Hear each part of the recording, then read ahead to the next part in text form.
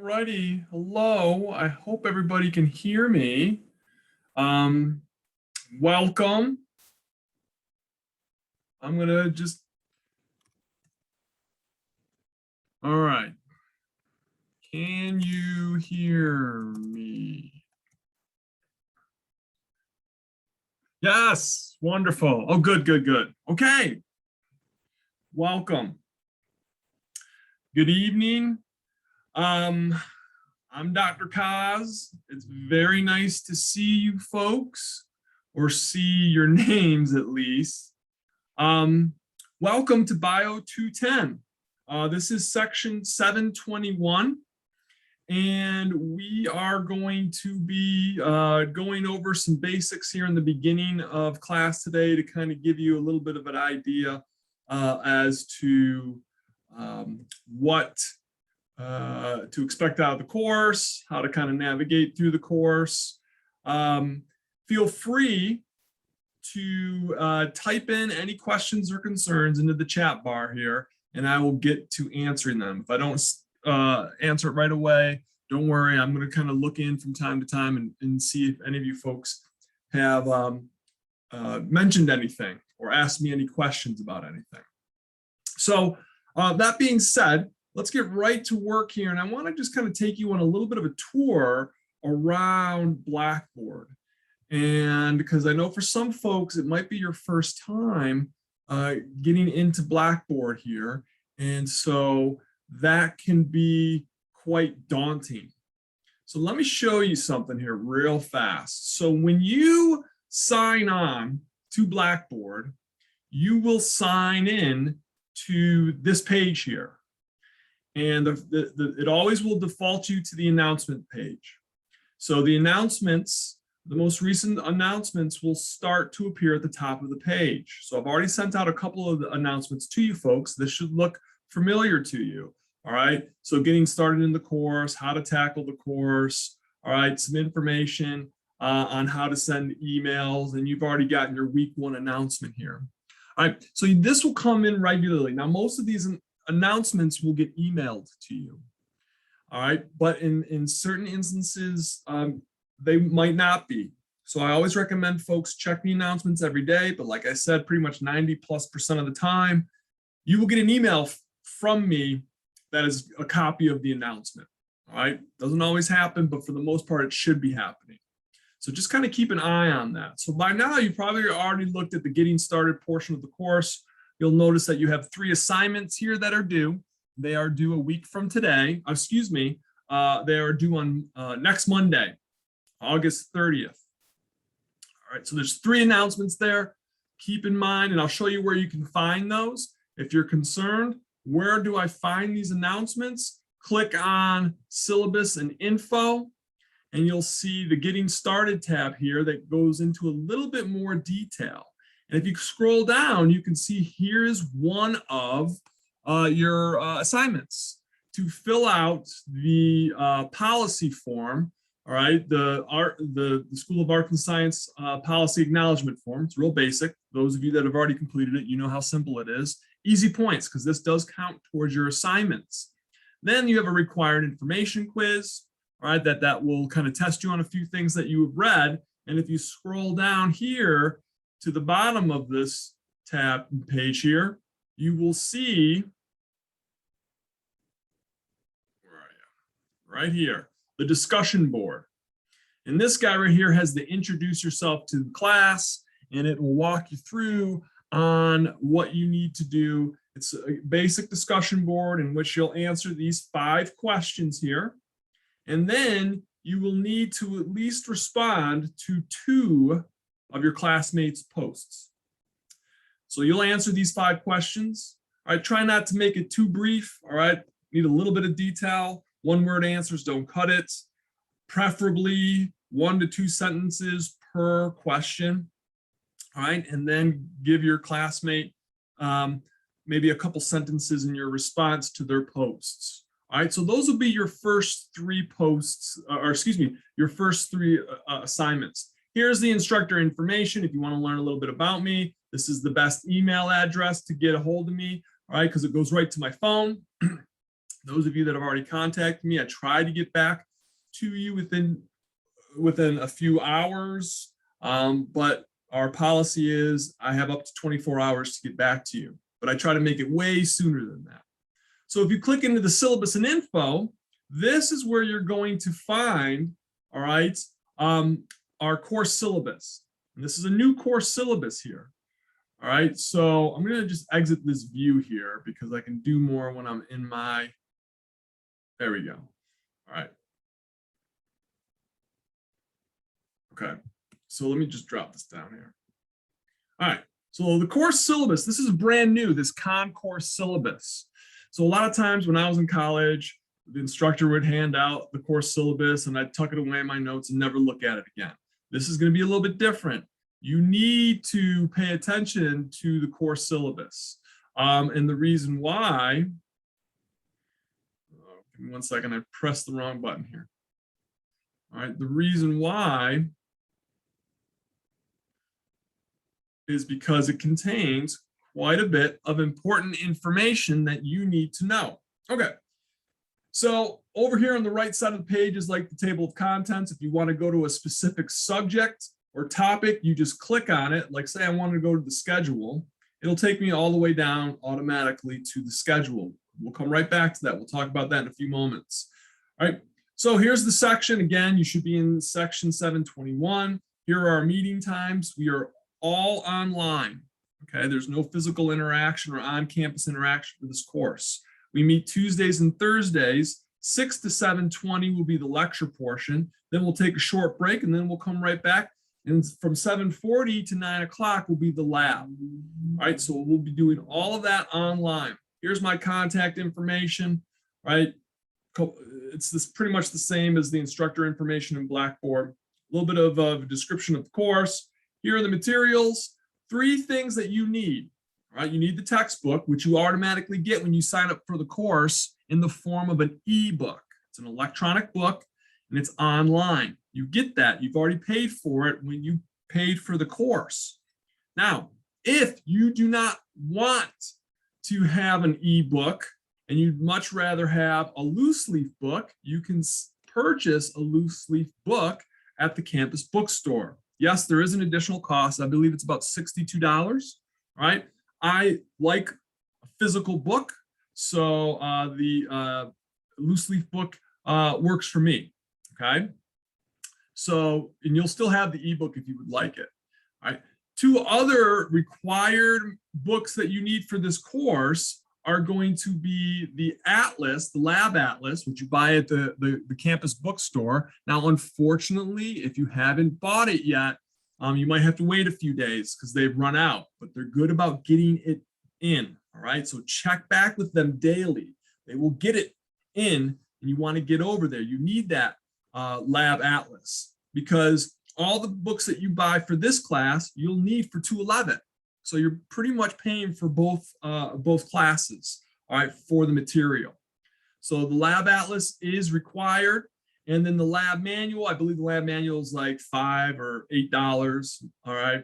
And the lab manual has all of the items that you need to know, all the terms that you need to know and the correct spelling. So it's very helpful, right, with that lab manual to see what you're responsible for. And that, again, is also going to be in the campus bookstore. All right, I'm going to skip through some of this stuff. You've got the course objectives. I'll let you read that on your own. The core competencies, grading scale, traditional grading scale, excuse me. All right, 90 and above is going to be an A, 80 to 89 is a B, 70 to 79 is a C. D is going to be 60 to 69, and an F is obviously anything below 60, so 0 to 59. D's and F's do not transfer. So if you're taking this class and you need it to transfer, you need to get a C or better for the credits to transfer. So what are we grading on? All right, here's what we're grading on. We have a series of tests, assignments, and then our finals. There are 4 lab tests. They make up 30% of your grade. There are 4 lecture tests. They make up another 30% of your grade. Assignments, which include smart book assignments, and I'll talk about that in a moment, and the quizzes, all right, make up 20%. That includes those first 3 assignments that I just mentioned to you, the required information quiz, the School of Art and Sciences a policy acknowledgement form that you'll fill out, and the discussion board assignment. So all that gets lumped into the assignments. That's 20% of your grade.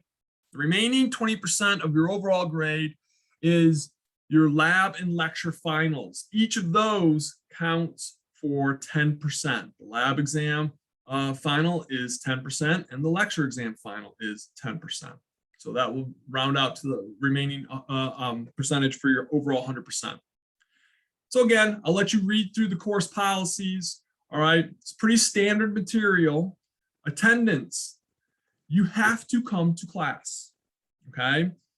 I take attendance by who logs in, all right? And I also take attendance by the assignments that you completed. If you are not attending class, and if you're not completing assignments, then you get marked absent, all right? If you are marked absent over a period of 14 calendar days, that includes breaks like the fall break, Thanksgiving break, and weekends. All right, now it has to be 14 consecutive days. So the example that I usually give to students so they can understand it is, in the spring, you have spring break and you have the whole week off.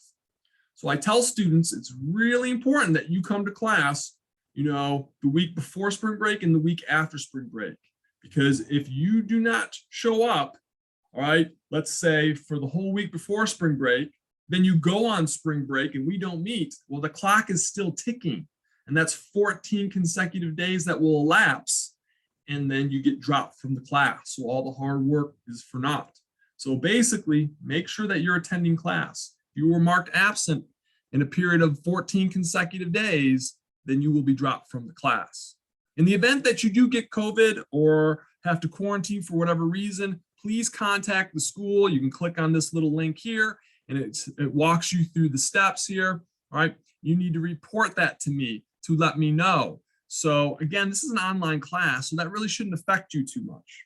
And it may, okay, but if you do fall into a situation in which you've tested positive or you have symptoms or you've been in close contact with somebody, all right, and you report to the school, I'm hoping that you'll still be able to attend the class. All right, but let me know so I can not mark you as absent, but I'll mark you as what we call H, which is a hold because of COVID. All right, test quizzes and assignments. Already talked about that. Basically, like I said, with the tests, you'll have 4 lab and lecture tests. Keep in mind, all right, that if you miss a test for whatever reason, right, you will get a 0 for that test. Now, there are such a thing known as excused absences and unexcused absences. If you are an unexcused absence for a test, you cannot make up that test. In fact, we don't do test makeups, all right?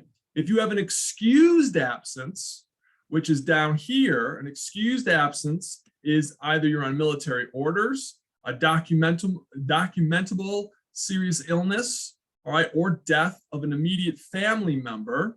Those are the 3 excused absences. You do have to provide me with documentation. I apologize, but I have to document that to my superiors, okay?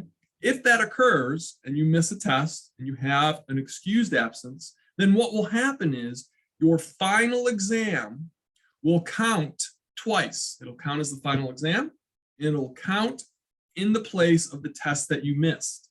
So if you missed a lecture test, then your lecture final will count for the missed lecture test. If it was a lab test, then your lab final will count for the missed lab test. But it has to be an excused absence. Otherwise, you get a 0, okay? Don't do makeups, all right? We do not do extra credits, okay? Unfortunately, no extra credit is given for this course. Please don't ask me for it because it is our department policy not to do that. All right. I'll let you read on your own here, blah, blah, blah. Course policy. All right. So that's pretty much it. And this is just the attendance all over again. Let's get down to the part where students really want to know, all right, when we're discussing the schedule here, there's 2 parts to the schedule, to our class schedule. All right. The first part lists all the exams and the assignments. All right, so here's the thing. your assignments will always be due on a Sunday. Not every Sunday, but it will be due on a Sunday. You have to submit all of the assignments before the end of business on that Sunday. So for our first example here, right, you can see you have 3 assignments here due on September 19th.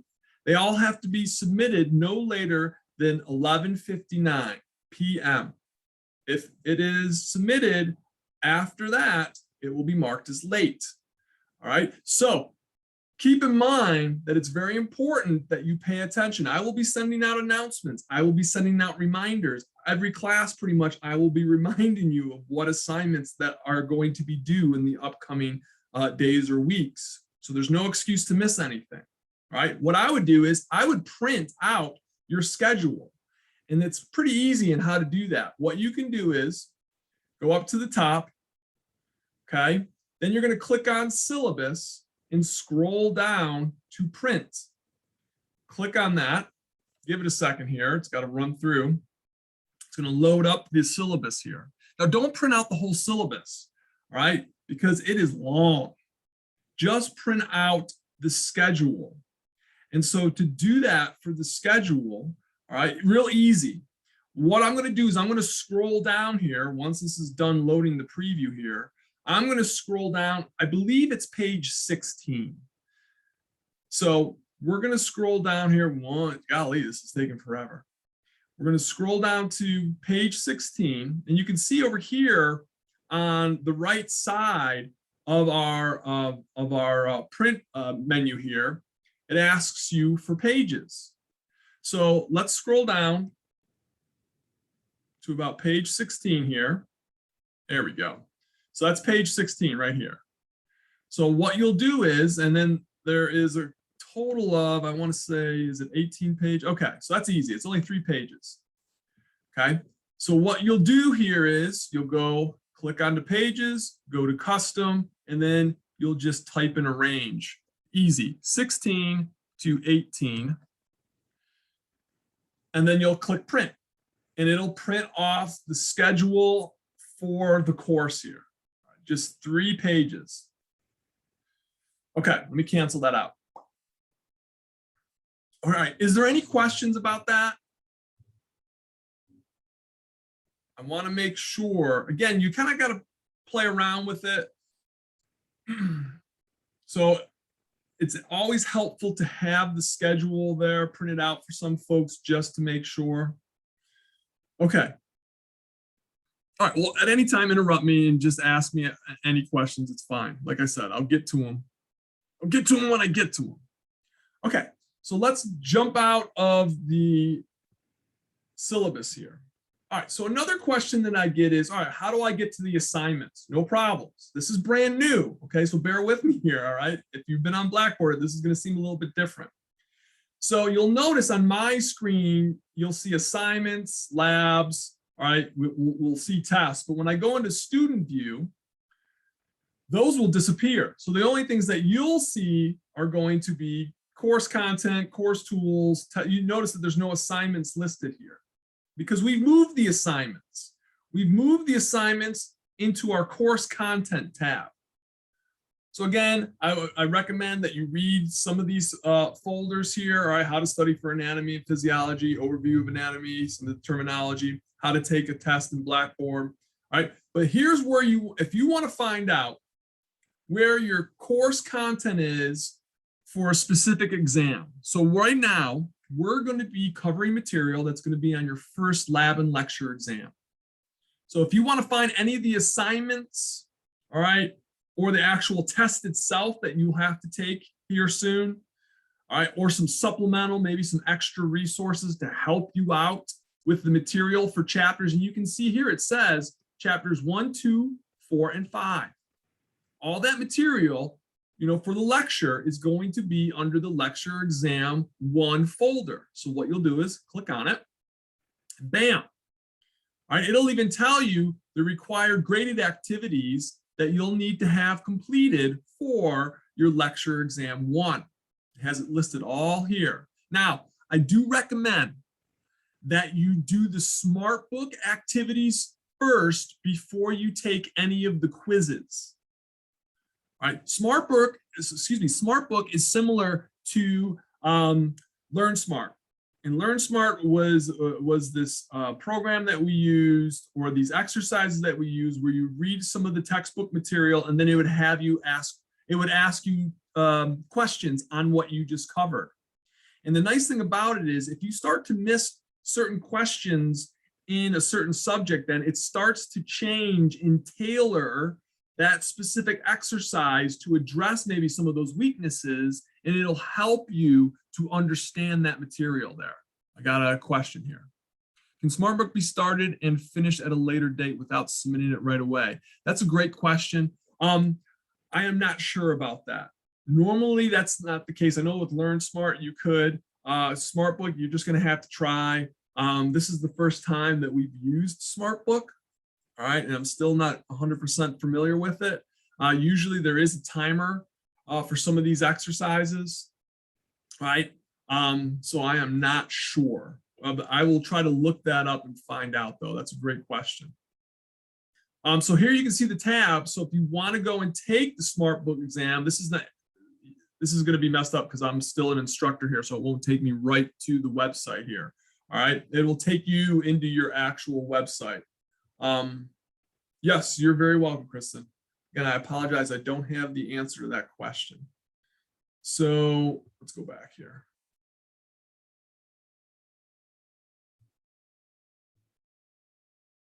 Oh, come on, computer. Boo.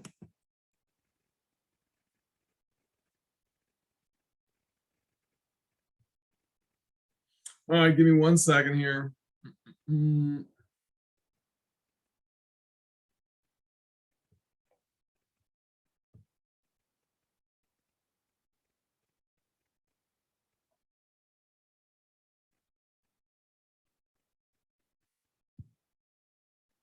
One sec. What's the question? What am I doing? Hold on.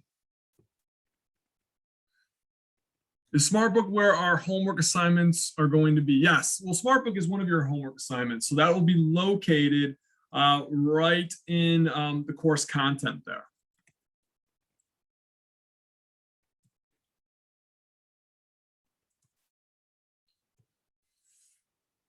All right, give me 1 second. Pull this back up.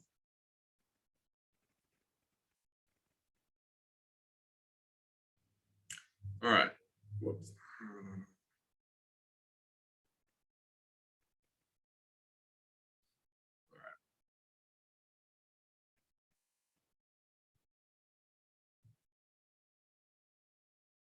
All right. Let's go back and share that screen here. Okay, here. Okay.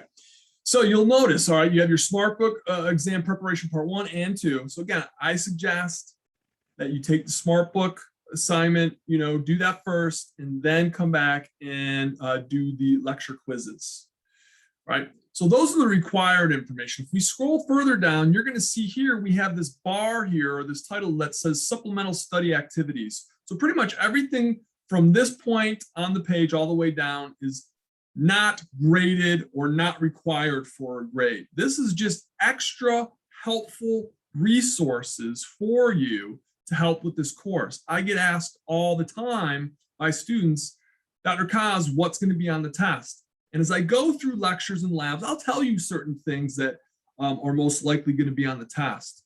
But what you really find what's going to be on the test are anything that comes from these learning outcomes or our objectives here.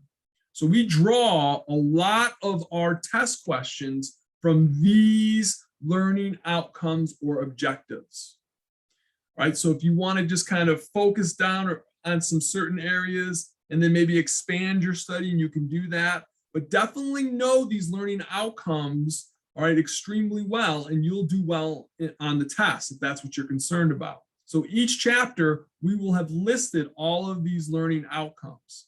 And then you'll notice here, we have our lecture study guides.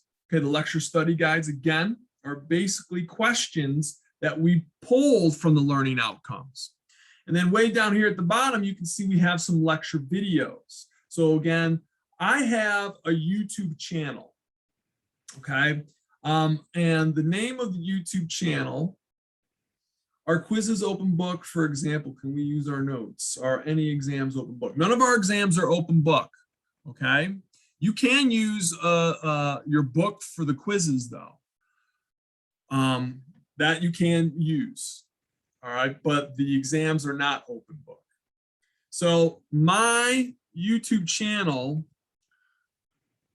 is just type in Dr. Kaz and then click on it, and you will find tons of videos from previous classes that I've instructed. In fact, all of the videos that I record from our classes, I will post on there. And I'll let you know when I post them on there. And I'll give you the links in an email. So you'll get an email from me. If you want to watch a video that we just covered the previous night or earlier in the week, you click on the link, it'll take you right there. If you accidentally erase the video, the email, no problem. Just go to the YouTube channel, Dr. Kaz, right? And you'll see it in there. Just look for the title. I'm going to put in there our class section, so you'll be able to find it. There's reviews in there, all right, which is just some of the tougher concepts that I've kind of just put into a video for you. All right, you can see here, all right, all these videos here come from Dr. Pranitzer. She's one of our staff members in the biology department. So she has these videos that she's placed in there in case you'd like to use them. It's either or. Again, I've never toggled back and forth between the ebooks and the quizzes. That might be a little bit tough for you. So it really depends on how easy you want to make it on yourself. If you're using the ebook, it might not allow you to go from the ebook to the quiz. So you might need the physical loose leaf book, or if you decide to spend several hundreds of dollars, you can buy the hard copy. All right.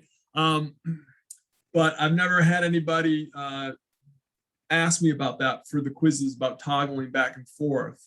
Again, it is open book. It's not a problem if you want to. The whole point of this is to help you to facilitate the learning process. I want you to learn from this stuff. I saw somewhere something about note cards to download. Is there a certain app? Those can be opened with once I download.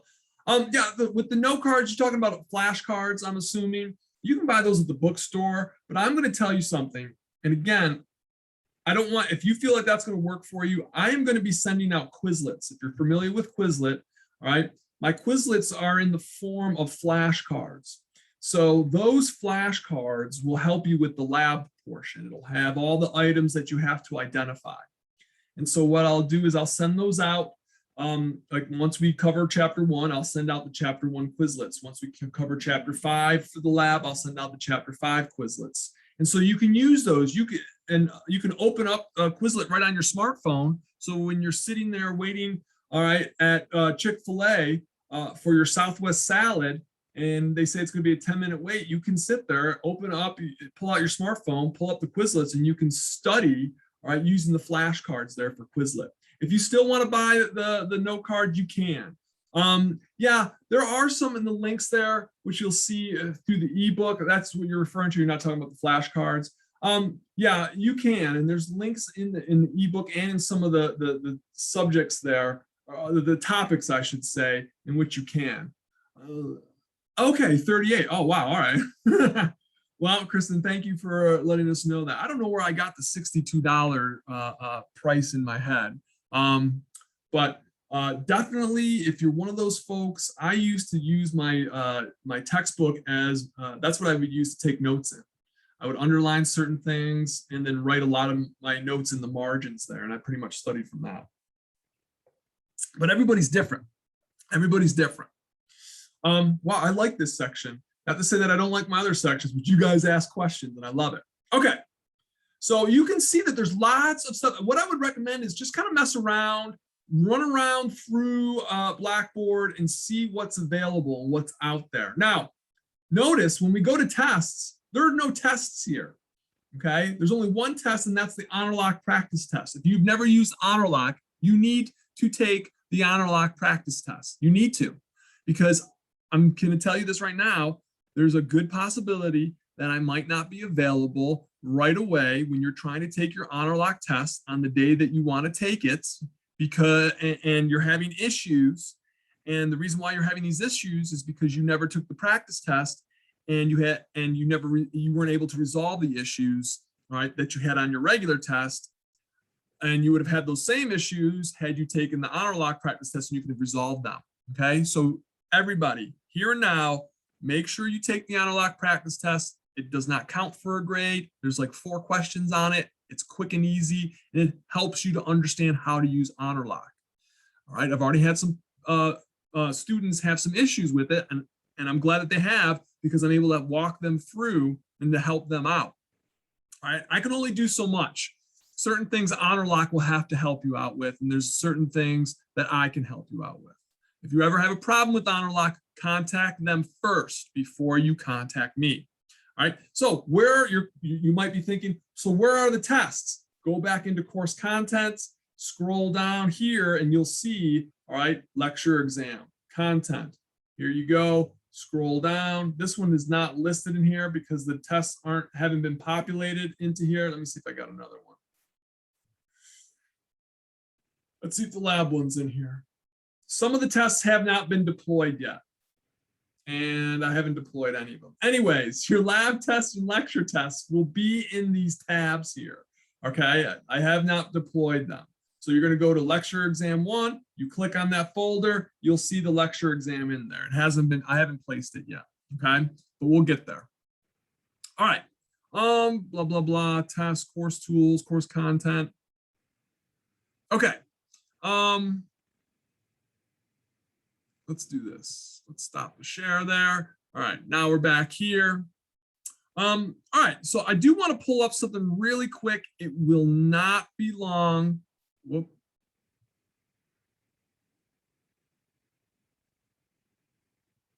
Let's get rid of a few of these things. Boom, boom. Okay, so I do want to share another screen with you here. And I want to take a few moments to talk about passive learning and active learning. All right, this is something important, and it might help you to do better in this course while you're taking it. It's just a quick slideshow, and then we'll get down to the nitty-gritty and some of the teaching here. All right, I got a checklist here that I want to check really fast. Schedule, contacting professors. The best way to do it is send me an email. Send me an email, it goes right to my smartphone, and I check it several times a day. Honor lock assignment due dates. All right, the assignment due dates will always be on a Sunday, okay, at some point. All right, it's not every Sunday. Quizlets, navigate Blackboard. All right, and that's good. All right, I'm on track here. All right, all right, all right. Okay, so let's talk about active and passive learning. For the record, I want every single one of you to be an active learner, all right? But unfortunately, some folks are passive learners. So what is active and passive learning? We'll use a comparison between hearing and listening. You ever had a conversation with somebody and they're talking to you and you're standing there looking at them and they're saying things to you, but you're not really paying attention. So you're actually hearing them, all right? But since you're not consciously listening or taking in the information that they're saying to you, that's a passive process. And someone will say, hey, I saw that Bob was talking to you. What was Bob saying to you? And then you'll say, oh, frankly, I don't know. I really wasn't paying attention. So that was passive. Now, you could be having a conversation with somebody else, right? They're talking to you. You're engaging with one another. You are actively listening to them. You're taking in all of that information and those topics of whatever you're discussing. And then later on, someone says, hey, what were you and LaShonda talking about? And you said, well, it's funny that you say that. And you give them a word for word recital, all right, of what LaShonda had said to you, because you were actually actively taking in that information. That's the difference between hearing and listening. So there are stark differences between active learning and passive learning. All right, so it's really, really important that for this course, we are actually going to get you, or try to encourage you to be an active learner. I'm going to show you some of the benefits of active learning, okay? So what does it take for you to be successful in my class? All right, be active. One of those ways is to ask questions. All right, the first three letters of active is act. So when you're acting, you're actually doing something. You're taking control of how you are going to learn this material, and you'll find out that it's going to be way more beneficial. All right, so instead of taking the first test, doing poorly on the test, or not testing to your expectations and coming to complain about your grade, all right, what I'm going to say is, well, let's figure out a way that we can improve your grade. All right, and you're going to tell me what you did, and then I'll tell you, all right, let's see what we can do that will be better than that to help manage your time way better, to make you an active learner. So what is active learning? Okay, it's really simple. It's doing something. All right, and this doing something could be 1, 2, 3, 10 things that are going to help you in learning the material that I am going to present to you. All right, so some of the things that I look for, for active learning is 1, come into class, real simple, be in class, ask questions. All right, you're paying money for this class. All right, and so I want you to get your money's worth. So ask me questions, take notes, use your computer to take notes or write your notes down. Now, I'll be honest with you, when I was in grad school, I did not take notes during class all the time. I would either audio or video record the classes so I could follow the material as best as I could. And then later on, I would play that audio or video back and I would actively write the notes out. And that helped me out tremendously, tremendously. Make sure that you read all the assignments, and I'm going to send out an announcement every week. You already got one. And it's going to kind of tell you what you should be covering, all right, for that week or before you come to class. For example, all right, I want you to read chapter 1, okay? And as we move further into the course, all right, let's say we're going to be covering chapter 5. I will say, all right, I want you to read chapter 5, and you should be reviewing chapter 4. So definitely make sure that you're taking the time to read things. Now, you're working hard, you're taking notes, you're reading, all right, the material in the textbook, right? So you want to take advantage of all that hard work that you put into it, and you're not taking notes for no reason whatsoever. So study from those notes, all right, that you are using. Study those Quizlets that I give you, all right? Study the material that's presented to you in the videos, all right? Try to listen as best you can in class. Try to pay attention. I know it can be tough staring at a computer screen. I'll be honest with you. My strength is in the classroom, because when I'm teaching in a classroom, I'm moving around a lot. I'm very, very animated. I'm going to do my best to try to hold your attention as best as I can. All right. There's only so much I can do because you're physically not in the same area as me. So I'm going to do my best to help facilitate the learning process so you can listen in class. And then, of course, I want you to learn from your mistakes. And one of the things that students will really kind of gloss over is their exams. I give you a day in which you can review your exam. And I want you to, if you get the opportunity, and you should, to go over the exam and look at what you got wrong and figure out why you got it wrong. Did you learn a concept incorrectly, or did you just mismark something because you were in a hurry to take the test? All right. If it's because you learned something incorrectly, then I want you to figure out, all right, well, that was wrong. What's the right thing so you don't forget that? All right. So what is it? Yes. Can we rewatch the Zoom videos? And if so, where can I find the videos to rewatch them? Yes, I will be sending you, Tanya, I'll be sending you links to these videos. All these videos will be on my YouTube channel. All right, type it in one more time. Dr. Kaz on YouTube. All right. So there's tons of videos on there from old classes and from, I keep it current. And you'll also see, if you'd like to, you can always use it once you're in 211, because I have some 211 lectures on there too. Okay, so what does active learning look like? All right, there's obviously very, very varied ways of ways to study for this class and to use certain techniques that can help you. All right, so these different ways are great. Not everything works for everybody. All right. But what I do find is folks that are self-motivated, and I would figure, hey, a good way to motivate yourself is, if you're working and paying for this class, that always motivated me when I was an undergrad. I was like, well, I'm paying for this. So that motivated me to do well. I didn't pay thousands of dollars or tens of thousands of dollars to get D's or C's. I paid tens of thousands of dollars to get A's and B's. All right. So that's, you just have to figure out ways to motivate yourself. All right. I'll always try to be as resourceful as you can in how you are learning the material there. All right. Consider also always to have a sense of urgency, because this class is a difficult class. I'm not going to lie to you. There's a lot of material. It's very material dense, but I'm going to tell you something right now. The strongest part of a building is the foundation. All right. The most important and strongest portion of your house should be the foundation. That's what we're going to do here in the first half of this class. We're going to build a very, very substantial foundation that will help you through this course and into 211. I've had the benefit of teaching 211. I know what's expected. I know what material is going to be presented to you. So I'm going to help you to really hammer home a lot of the important concepts, all right, and a lot of the important information in this course that will help you in 211, all right? Well, and obviously 210, okay?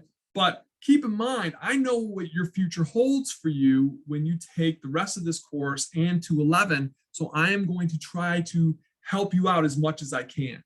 All right, so when we're looking at some study habits for active learning, like I said, asking questions is huge. So when you're in class with me, ask questions, all right? Of course, you want to take good notes. Like I said before, I took bad notes when I sat in class. So I always had to go back through the audio recordings and the video recording, all right? But whatever you can do, try to take obviously accurate notes, but good quality notes, all right? That's really, really important. And one of the things too that I want you to understand is don't wait until midway through the course to come to me looking for help because your grades aren't to where they are. After the first test, if your grade is not a grade that you wanted, then you need to address that. And if you need my help to address it, talk to me. All right. Please do not wait.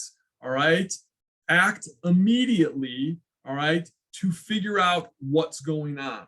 Okay. You want to utilize and make sure, and I trust me when I say this, every minute of class time, I will be making an important use of that time. We're going to stay on task as much as we can because there's a lot of material to get through here. All right. So please don't be absent from class if you can help it. Make sure that you're completing all your assignments, all right, and submitting them on time. It is terribly important that you do so. All right. So what are some of the advantages of active learning? All right. This is going to help you, all right, instead of just sitting there and watching what's going on, when you're participating, it will facilitate the learning process way more. All right. And if you're able to understand the material as I'm teaching it to you the first go around, when I'm introducing it to you, if you're understanding it, then when you go back to study it, then you're going to reinforce it. And we're going to talk about that later on in chapters 13. We talk about short-term and long-term memory, right? We want to present this to you in the short-term memory and transition it into the long-term memory, because when you have to recall it for a test and whatnot, it'll be there for you, okay? This is one of my favorites, all right? You can learn more with, yes, less effort. So you're telling me that I could do more by doing less or learn more by doing less? Yes, when you're actively learning, you can. That's so true. Okay, and this is what I love also. I can learn more in less time. Your time is important. My time is important. Quality, all right, time is needed. I don't want to waste your time, and I certainly don't want my time wasted. All right, active learning helps that. Okay, it takes a big chunk, all right, of time initially when you're trying to figure out what works for you, but eventually you'll find that you'll use less time. And the best part is it helps you to take control of your learning. All right. I want to be in control of my learning. I don't want to be at the mercy of the material. I don't want to be at the mercy of the course. I want to take control of the learning. Okay. So, awesome thing about being an active learner, it empowers you. And when you're empowered, it's like Deion Sanders once said, who was a really good NFL football player. He said, when you look good, you feel good. And when you feel good, you play good. What that means is he's talking about he's empowering himself. All right. So when you feel good, you're going to perform well. All right. So when you're empowered, you're going to take control of how you learn and you're going to own it. And what is going to happen then? Then you're going to increase your self-worth and your sense of self. Your self-confidence will increase. You'll do better. You'll feel better. You will kick butt. And that's our goal here. Okay. So you got to find a good place for you to study. It can be a library. Some people, I had a cousin that could study in a busy cafeteria. All right. Some people need to find a quiet place. Find a good place for you to study. For this course, you have to study 10 hours a week. And part of that will be doing your assignments, but you have to dedicate roughly about 10 hours a week to this course. All right. All right. So here's what is passive learning. All right. Passive learning is the do nothing. I used to be a passive learner. All right. I had a roommate that liked to learn through osmosis. He would take a textbook, stick it under his pillow at night and say, I'm going to learn the material as I sleep. Doesn't happen. All right. He was trying to learn that material without any conscious effort. Did not help him out. He learned the hard way. So here are some of the things that passive learning looks like. Daydreaming. Some of you may be doing that right now. I used to do it. All right. Not taking any notes. All right. Unless you're going to wait until the recording comes out and then you're going to go back and take notes. All right. Not completing assignments or submitting assignments. That's going to be a problem. Definitely not asking for help. I can't help you unless you ask for it. Okay, so come to me, let me know, email me, we'll figure things out. I've had students do it all the time. I've had students that haven't been to school in 20 years. They decided to do a career change. They were freaking out with all this stuff. We went hand in hand, we worked through it, and they did very well. Okay, do not cram for exams the night before. It's been tried, it has been proven that it does not work. So don't do it. Please come to class, don't skip class. All right, and of course, repeating mistakes. You know, there's a saying that's out there that says, fool me once, shame on you. Fool me twice, shame on me. Meaning, if you're going to keep making the same mistakes and not try to figure out how you're making these mistakes, it's hard for me to be empathetic with that. Okay. Try your hardest to participate in class. I know not that everybody, they don't like to ask questions. Well, guess what? You're not sitting next to anybody. You're by yourself. Type in a question. All right. I'm telling you this right now. I was that person in class that always asked questions. And a lot of my classmates said to me, you know what? I'm glad that you did that because I was thinking the same thing. And then I'd turn to them and say, well, why the heck aren't you raising your hand? All right. Why do I have to do all the heavy lifting? All right. So ask questions. Please, please, please. All right. So you can see what it looks like here. All right. You're going to have students just wait for things to fall right in their lap. All right. They're going to wait to the last minute before they ask for help. Does not help. All right, so please don't do that, okay? And there'll be students that say, hey, can I get some extra credit? And I told them, as I've told you, please don't ask because we do not do extra credit, okay? So keep in mind that when passive learners actually are very quiet, and I understand, like I said before, don't be afraid, ask me questions, okay? I'm going to skip through this here, all right? And let's skip through this one too. I got one more slide that I want to get to. All right, come on, slide.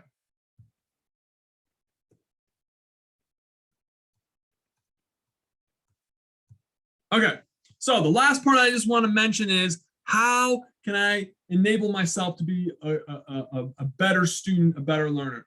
Follow these rules here or these guidelines here. Keep your health, all right, of high importance, especially now. We're going to be moving into cold and flu season. And actually now we're going to start calling it cold, flu, and COVID season. All right, it's really important that you take good care of yourself. All right, because and a lot of you have probably noticed this, when you feel sick, you really don't want to sit around and learn. All right, you feel garbage, you feel like crap. All right, so what we try to do is maintain good health because it'll enable you. All right, keep your stress levels low if you can. I know it's tough to do. All right, and try to get a lot of sleep. All right, roughly anywhere between 8 to 10 hours of sleep a night. Now you're probably laughing and thinking, Dr. Kaz, come on, I'm lucky if I get 5 or 6. I understand that. All right, but I'm telling you right now, there's studies out there all right, that has shown that 8 to 10 hours of sleep facilitates the learning process. It helps you to store more information in your brain, all right? So that's why studying and cramming the night before and staying and pulling an all-nighter is never a good thing. All right, Olympic athletes require 8 hours of sleep a night, and they're Olympic athletes. All right, obviously eat well, eat healthy, don't eat garbage. There's a saying, garbage in equals garbage out. All right, so when you're eating a lot of processed foods, you're not going to get your full potential of energy. Now, I'm not going to sit here and lecture to you, but what I will say is take it from me, from my own personal experience. I am now what's considered to be a clean eater. I've cleaned up my eating. I've decreased processed foods significantly. I'm almost 50, and I will tell you this right now, my energy levels have increased exponentially, and so I don't feel like an old 50-year-old person. Not saying that 50 is old, but I feel like I'm back in my 30s and late 20s, and that's just from changing and cleaning up my food, all right? So obviously exercise is great, and I'm not saying go running or riding bikes or swim, 2 or 3 miles or go do CrossFit. I'm not saying that. Go do that if you are. That's fine. That's great. All right. But if you can walk 3 to 5 times a week, all right, 2 to 3 miles a day, not fast. Doesn't have to be fast. You can, walk a 16, 17-minute mile. All right. Well, maybe a little bit slower than that. 18, 19-minute mile. It's good for you. Your body responds great to exercise. It will help what we're going to talk about here in a moment when we talk about homeostasis. The last two are pretty obvious. I'm not saying don't drink, but just drink in moderation, okay? Don't drink a 12-pack every night, right? No good will come out of that when you're trying to actively learn. And obviously smoking, we will talk about the effects of smoking and whatnot and how it affects folks. Okay, so that's my little to-do here on active and passive learning. I hope you get something out of that. Okay, so I'm going to stop recording on that.